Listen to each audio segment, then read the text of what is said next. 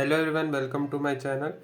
हमने पिछले सारे टॉपिक्स में एड्रेनर्जिक के बारे में पढ़ रहे थे। एड्रेनर्जिक ड्रग, फिर उसके जो भी रिसेप्टर्स हो गए वो सब के बारे में। तो अभी अब एंटी एड्रेनर्जिक ड्रग्स पे आ रहे हैं। एंटी एड्रेनर्जिक ड्रग्स को हम सिंपैथोलेटिक्स बोलते हैं, सिंपैथोमायोमेट्रिक्स हम एड्रेनर्जिक को बोलते हैं, मतलब एगोनिस्ट को हम बोलते हैं सिंपैथोमेटिक्स, और सिंपैथोलाइटिक्स हो गया एंटी को, मतलब एंटागोनिस्ट को। अब इसमें सेंट्रल होता है, सेंट्रल मतलब एक सेंटर पे करना, और एक होता है रिसेप्टर ब्लॉकर्स। जैसे तुम यहाँ पे देख सकते हो, मैंने लिखा है सेंट्रल, ये alpha 2 agonist, alpha two agonist जिसमें आता है कोलेडिडिन या फिर अल्फा मिथाइल डोपा, ठीक है। और फिर रिसेप्टर ब्लॉकर्स, रिसेप्टर ब्लॉकर में आता है अल्फा ब्लॉकर, बीटा ब्लॉकर। अब अल्फा ब्लॉकर और बीटा ब्लॉकर में मैंने मतलब एक बनाया है कि अगर तुम ड्रग दे रहे हो तो ये सब एक्शंस होते हैं। जैसे अगर मैं अल्फा ब्लॉकर दूँ तो यहाँ पे देख सकते हो कि ये देखो कि वासोडाइलेटर है, ठीक है। वासोडाइलेटर्स होते हैं अल्फा ब्लॉकर। और जो आपका आपका ट्रेकिकार्डिया कराते हैं, ये देखो, ये हमने लिखा है रिलैक्स ट्रेकिकार्डिया। फिर ये है insulin release good for diabetes mellitus, good for dyslipidemia. तो ये सब चीज़ें, ठीक है। अगर मैं अल्फा ब्लॉकर दे रहा हूँ तो ये सब चीज़ें हो रही है। जैसे वासोडाइलेटर हो गया, ट्रेकिकार्डिया, इंसुलिन का रिलीज बढ़ा देगा, और डिसलिपिडेमिया में इसको यूज़ कर सकते हो। फिर बीटा ब्लॉकर्स में अगर मैं बात करूँ, वही अपोजिट, जैसे कि वासोकॉन्स्ट्रिक्टर्स होंगे, या फिर रिलैक्स करेंगे ब्रेडिकार्डिया, ट्रेकिकार्डिया ना करा के ब्रेडिकार्डिया कराएंगे, और फिर बाद में बैड फॉर डायबिटीज मेलिटस, ये सब, ठीक है। तो इस हिसाब से तुम ड्रग्स को देख सकते हो। फिर और भी अगर मैं आगे बात करूँ तो ये है आपका अल्फा ब्लॉकर्स। अल्फा ब्लॉकर्स में आप जाते स्पेसिफिक जाते हैं, मैंने एक बताया रिसेप्टर सेंटर से, अब मैं रिसेप्टर पे जा रहा हूँ, अल्फा और बीटा। अब अल्फा ब्लॉकर्स की बात करें तो नॉन सिलेक्टिव, सिलेक्टिव और सिलेक्टिव। नॉन सिलेक्टिव मतलब किसी भी अल्फा पे एक्ट कर रहे हैं, अल्फा 1 हो, अल्फा 2 हो, नॉन सिलेक्टिव हो, इसलिए मैंने अल्फा ब्लॉकर्स लिखा है। इसमें दोनों हो सकते हैं, अल्फा 1 अल्फा 2 दोनों हो सकते हैं, ठीक है। अब सिलेक्टिव या नॉन सिलेक्टिव, तो सिलेक्टिव अल्फा 1 और सिलेक्टिव अल्फा 2, तो ये है। तो नॉन सिलेक्टिव की बात करें तो इरिवर्सिबल और रिवर्सिबल, इसमें भी दो है। जैसे तुम देख सकते हैं यहाँ मैंने लिखा हुआ है, ये है रिवर्सिबल, ये है इरिवर्सिबल। इरिवर्सिबल तुमको याद रखना है फेनॉक्सीबेंजामाइन। फेनॉक्सीबेंजामाइन जो है ये अल्फा 1 2 नॉन कॉम्पिटिटिव कराता है, फेनॉक्सीबेंजामाइन। फिर alpha 1 alpha 2 non competitive binds covalently to alpha receptors and causes irreversible blockage. तो क्या करेगा कि नॉन कॉम्पिटिटिव मतलब क्या होता है, कॉम्पिटिटिव मतलब कि एक एलोस्टेरिक साइड के लिए, मतलब एक साइड के लिए वहां पे लड़ाई होती है, जैसे दो ड्रग्स के बीच हो गए तो कंपटीशन हो गया। नॉन कॉम्पिटिटिव क्या है कि कोई और साइड पे जाके अटैच हो जा रहा है, कोवेलेंटली, वही लिखा हुआ है, binds covalently alpha receptor and causes irreversible blockage. अगर मैं रूट की बात करूँ तो ओरल और आईवी देते हैं। रूट इंपॉर्टेंट है, स्लो ऑनसेट मतलब धीरे धीरे उसको दिया जाता है, और लॉन्ग एक्शन है, थोड़ा लॉन्ग एक्शन के लिए। ड्रग ऑफ चॉइस किसके लिए है? Pheochromocytoma. Pheochromocytoma drug of choice है। देखो ये बुक में एक ऐसा पूरा टॉपिक दिया हुआ फियोक्रोमोसाइटोमा में, बीच बीच में बता रहा हूँ कि फियोक्रोमोसाइटोमा में ये यूज करते हैं। बेसिकली एड्रेनल मेडुला का कैंसर होता है, जिस वजह से बहुत सारे एपिनेफ्रिन नॉरएपिनेफ्रिन रिलीज होता है, उसके लिए ये यूज किया जाता है फियोक्रोमोसाइटोमा। इसके लिए ड्रग ऑफ चॉइस है, डीओसी मतलब drug of choice. Side effects की बात करें, अगर मैं ड्रग दे रहा हूँ फियोक्रोमोसाइटोमा में तो क्या साइड इफेक्ट्स दिख सकते हैं? सबसे पहले पोस्टुरल हाइपोटेंशन पोस्टुरल हाइपोटेंशन मतलब कि जैसे ही तू बैठा है या फिर लेटा है, फिर डायरेक्टली तू खड़ा हो या कुछ भी, मतलब एकदम से तेरा बीपी लो हो जाएगा, ठीक है। तो उस वजह से फटीक हो, मतलब सिंक को बेहोश होने हो जाते। ट्रेकिकार्डिया कॉज कर सकता है, पैल्पिटेशन कॉज कर सकता है, etcetera, due to the blockage of alpha 2 वे ब्लॉकेज। अल्फा 2 वे ब्लॉकेज की वजह से ये हो रहा है, ठीक है। अब रिवर्सिबल की बात करें तो रिवर्सिबल आता है फेंटोलेमाइन, टोलाजोलिन, फिर एर्गोटेमाइन एंड क्लोरोब्रोमाजिन। तो ये सब रिवर्सिबल में आते हैं, जैसे मैंने नाम अभी बताया, फेंटोलेमाइन, टोलाजोलिन, एग्रोटेमाइन, और फिर वे क्लोप्रोमेजिन, हाँ क्लोप्रोमेजिन। फिर अल्फा 1 2, अब ये कॉम्पिटिटिव है। अब जैसे मैंने बताया इरिवर्सिबल क्या है, इरिवर्सिबल दूसरे साइड पर अटैच हो जाता है कोवेलेंटली, तो वो वापस से वो चेंज नहीं होगा, इरिवर्सिबल है। रिवर्सल में क्या है, नॉन कॉम्पिटिटिव नहीं कॉम्पिटिटिव होता है, ठीक है। अच्छा बुक डेटा, हाँ नॉन कॉम्पिटिटिव हो गया, ठीक है। अब फेंटोलामाइन आईवी देते हैं, ठीक है। अच्छा इसमें से मैंने सिर्फ फेंटोलामाइन की बात करा, इसमें मैंने फिनॉक्सीबेंजामाइन, इसमें फेंटोलामाइन की बात करा। तो मतलब एक एक ड्रग की बात करें जो पहले प्रिस्क्राइब करोगे, जैसे कि कोई भी चीज़ दिखता है या क्या होता है, मतलब ड्रग्स पता होने चाहिए, पर मोस्ट कॉमन क्या है जो ऐसा। फेंटोलामाइन आईवी देते हैं, रैपिड ऑनसेट है, जल्दी स्टार्ट होता है इसका एक्शन, और शॉर्ट एक्टिंग है, शॉर्ट एक्शन बहुत कम टाइम के लिए। ये किस लिए ड्रग ऑफ चॉइस है? चीज रिएक्शन मैंने बताया था टायरामिन का, वही चीज़ है। तो चीज़ रिएक्शन तुमको पता होना चाहिए। टायरामिन के बारे में मैंने पूरा बताया था पिछले वीडियो में, तो उसमें देखो तो चीज़ रिएक्शन क्या है, उसके लिए मैं फेंटोलामाइन यूज़ किया, तो वहाँ पे भी बताया था मैंने। तो सिलेक्टिव अल्फा ब्लॉकर्स, तो सिलेक्टिव अल्फा 1 ब्लॉकर्स की बात करें, मैंने नॉन सिलेक्टिव बताया था, अब सिलेक्टिव 1 इसमें आता है पैराजोसिन, टेट्राजोसिन, अल्फ्यूजोसिन, डॉक्साजोसिन। जोसिन करके तुम सारा वर्ड्स देख सकते हो कि इसके सफिक्स में जोसिन जोसिन सारा आ रहा है, पैराजोसिन, टेराजोसिन, अल्फ्यूजोसिन और डॉक्साजोसिन। अब अल्फा 1 में भी आपका और स्पेसिफिक जाए तो मैंने बताया था अल्फा 1 में रिसेप्टर्स और सारे होते हैं, तो अल्फा 1 में आप देख सकते हो अल्फा 1 है, अल्फा 1 भी। तो अल्फा 1 ये क्या कराता है, कॉन्ट्रैक्ट करता है, इनमें ये थोड़ा फंक्शन बता रहे, तो कॉन्ट्रैक्ट करता है IUP मतलब IUS, that is internal urethral sphincter, internal urethral sphincter को कॉन्ट्रैक्ट कराता है। अब मैं क्या बता रहा हूँ, ये पैरासिम्पैथेटिक सब सिंपैथेटिक बता रहा था, फ्लाइट और फाइट एक्शन का कॉज होता है, तो उसके लिए यूरिनेशन को रोक के रखना पड़ता है, तो इसके लिए इंटरनल यूरेथ्रस पिंचर रोक के रखोगे तो उस वजह से कोई यूरिनेशन कॉज नहीं होता है, तो यही ये कॉन्ट्रैक्ट कर देते हैं इंटरनल यूरेथ्रस पिंचर को। और अल्फा 1 भी जो है वो वासो कॉन्स्ट्रिक्शन कराता है, बीपी को बढ़ा देता है, ठीक है, फ्लाइट और फाइट मूवमेंट में बीपी बढ़ता है, आपको पता है। फिर एंटागोनिस्ट की बात करें, अगर अल्फा 1 की एंटागोनिस्ट की बात करें तो दो चीजें हैं, एक होता है जो आपका देख एंटागोनिस्ट मतलब अब मैंने बताया कॉन्ट्रैक्ट, तो अब कॉन्ट्रैक्ट से रिलैक्स कराएगा, तो वही लिखा ओपन IUS, और एक है वासोडायलेशन, इसका अपोजिट, तो अपोजिट एक्शन होगा ना, ब्लॉकर मतलब कि आप जो करा रहे हो उसका अपोजिट। तो ये ट्रीटमेंट किस में देते हैं, बिनाइन प्रोस्टेट हाइपरप्लेजिया में देते हैं, और इसका ट्रीटमेंट हाइपरटेंशन में देते हैं, ठीक है। हाइपोटेंशन हो चुका है, समझो वासो कॉन्स्ट्रिक्शन ज्यादा ही है या कुछ ज्यादा प्रोलॉन्ग के लिए चल गया, तो बीपी को लोअर डाउन करेगा, तो इस वजह से क्या होगा, वासोडायलेशन, बीपी कम हो जाएगा। और ट्रीटमेंट के लिए किसके लिए यूज करते हैं, हाइपरटेंशन के लिए। चलो आगे बात करें, पैराजोसिन बहुत इंपॉर्टेंट है, पैराजोसिन तुमको पता होना चाहिए, पैराजोसिन के बारे में, ये ओरली दिया जाता है, और not block pre sympathetic alpha 2 receptor, not cause A side effect like tachycardia. अब मैंने अल्फा में मैंने बताया था कि ट्रैकीकार्डिया कॉज होता है, ये देखो पैराजोसिन के बारे में वो चीज नहीं लिखी हुई है, पैराजोसिन का लिखा हुआ है not block pre sympathetic alpha 2। मैंने बताया था कि ऐसे करके मैंने एक बार वीडियो में बताया था कि प्री सिंपैथेटिक में कौन सा होता है, पोस्ट सिंपैथेटिक में कौन सा होता है रिसेप्टर। तो ये क्या कहता है, प्री सिंपैथेटिक जो आपका अल्फा 2 रिसेप्टर है उसको वो ब्लॉक करता है, और इस वजह से क्या करता है, नहीं ब्लॉक करता सॉरी, और not cause A side effect like tachycardia, ठीक है। ड्रग ऑफ चॉइस बहुत इंपॉर्टेंट बात, पूरा मैंने लिखा है, drug of choice for BPH with hypertension, तो हाइपरटेंशन के साथ वो बंदे को बिनाइन प्रोस्टेट हाइपरटेंशन, हाइपरप्लेजिया भी और हाइपरटेंशन भी, मतलब बीपी भी ज्यादा है और बिनाइन प्रोस्टेट हाइपरप्लेजिया भी है, तो उस चीज में पैराजोसिन देते हैं, ठीक है।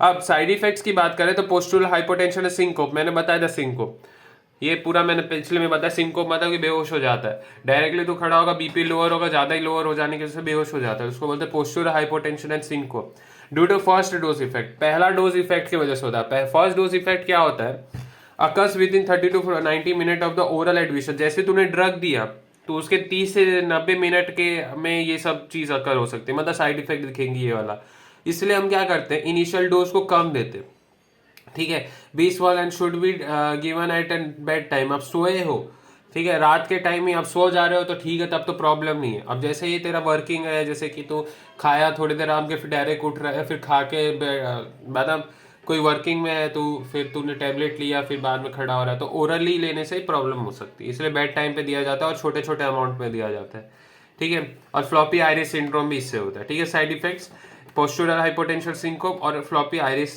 सिंड्रोम, तो ये पूरा हो गया पैराजोसिन। पैराजोसिन के बारे में ओरली देते हैं, ड्रग ऑफ चॉइस किसका, साइड इफेक्ट्स क्या है वो पता होना चाहिए। Selective alpha 1 blocker, alpha 1A blocker, अब मैं स्पेसिफिक जा रहा हूँ अल्फा 1A ब्लॉकर।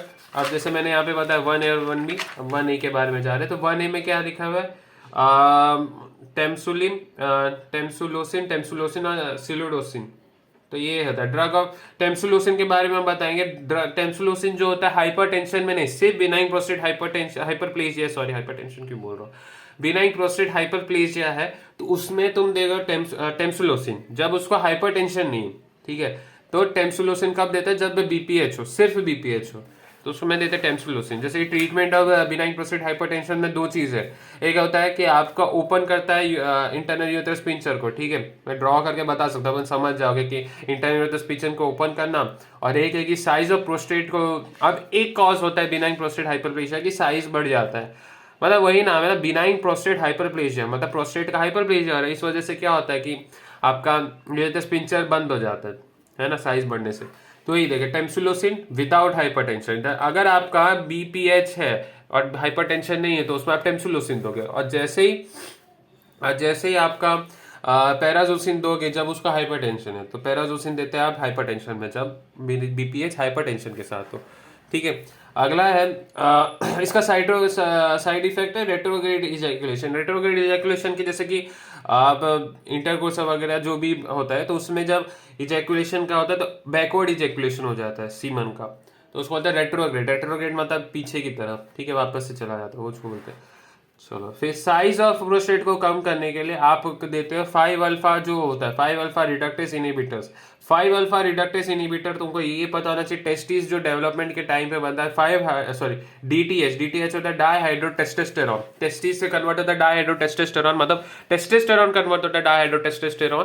ठीक है, तो डाईहाइड्रोटेस्टोस्टेरॉन इसमें जो आपका एंजाइम यूज होता है 5 अल्फा रिडक्टेस 5 अल्फा रिडक्टेज इसमें यूज होता है। और डीटीएच जो होता है डाईहाइड्रोटेस्टोस्टेरॉन, वो सेकेंडरी सेक्सुअल कैरेक्टर को बढ़ाता है। Secondary sexual character that is एप्लोसिया या फिर प्रोस्टेट ग्रोथ को, भाई हेयर फॉल मत जाओ, पर प्रोस्टेट ग्रोथ को ये करता है। तो इसको इनहिबिट करने से प्रोस्टेट ग्रोथ कम होगा और इस वजह से फेनास्ट्रेट या फिर डूटास्ट्रेट ये दो देते हैं, फेनास्ट्रेट या फिर डूटास्ट्रेट ये देते हैं। ठीक है, समझ गए ना। बीपीएच का अगर ट्रीटमेंट, मेनली तुमको बीपीएच का ट्रीटमेंट याद रखना है कि टेम्सुडोसिन देते हैं, पैराजोसिन देते हैं, किसले देते हैं, फिर आपका प्रोस्टेट के ग्रोथ को कम करने के लिए क्या क्या देते हैं, इसमें नाम आता है फेनास्ट्रेट या फिर डूटास्ट्रेट। तो फेनास्ट्रेट डूटास्ट्रेट, तो ऐसे करके याद रख सकते हैं। पैराजोसिन और टेम्सुलिन पता होना चाहिए, बाकी ये तो थोड़ा और डिटेल बताया, पर ये भी पता होना चाहिए बीपीएच के। अब आता है selective alpha 2 blockers. Selective alpha 2 blockers में आता है यूहेम्बिनिन होता है कि जो ब्लॉक आता है 5HT2 होता है रिसेप्टर सेरोटोनिन के लिए होता है। तो इसको वो क्या करता है, ब्लॉक करता है। इससे libido that is sexual performance का एनहांसमेंट होता है। ठीक है, लिबिडो। चलो, अब आता है एक और बड़ा टॉपिक, अल्फा ब्लॉकर्स कंप्लीट हो गया। इसमें पैराजोसिन और टेम्सुलोसिन के बारे में पता होना चाहिए, बहुत इंपॉर्टेंट है। फिर उससे तो बीटा ब्लॉकर्स में क्या है, first generation, second generation, third generation beta blockers होते हैं। फर्स्ट जनरेशन मतलब नॉन सिलेक्टिव, मतलब हर एक बीटा रिसेप्टर्स पे काम करते हैं। जैसे देख सकते हैं बीटा 1 2 3 इक्वल मैंने डाला है, एक कार्डियो सिलेक्टिव या फिर वासोडाइलेटर्स।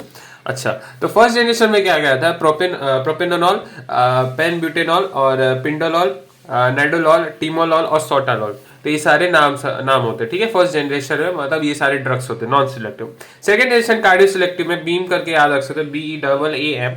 तो बी आइसोप्रेनॉल, इस्मोलॉल, एटेनॉल, एसिब्यूटेनॉल और मेटप्रोरॉल। तो ये सारे होते हैं कार्डियो सिलेक्टिव मतलब किसी बीटा 1 पे एक्ट करेंगे, मोस्टली बीटा 1 पे एक्ट करेंगे। वासोडाइलेटर्स में भी दो होते हैं, एक होता है नॉन सिलेक्टिव और एक होता है सिलेक्टिव कार्डियो। तो सिलेक्टिव कार्डियो, तो अगर मैं बात करूं नॉन सिलेक्टिव की, नॉन सिलेक्टिव में आता है सेलिप्रोलॉल और लेबिटॉल।